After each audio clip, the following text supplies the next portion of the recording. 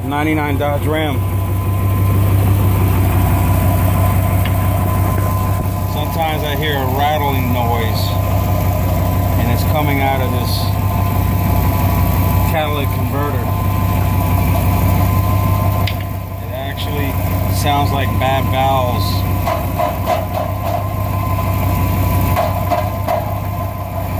You hear it?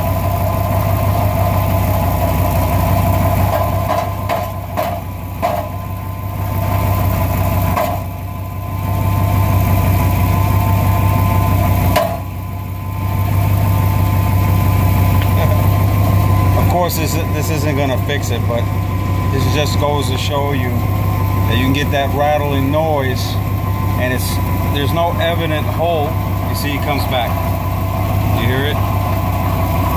Sounds like something is loose going like this inside, and it really is something loose inside. But this is what it sounds like. There's a bad catalytic converter. You can either get the universal or the one that connects to the entire, on both sides of the engine. It's very expensive. $256 and up to $400. Well, that's it. That's the sound of the bad catalytic converter. Give it a nice tap. And it stopped. That's it.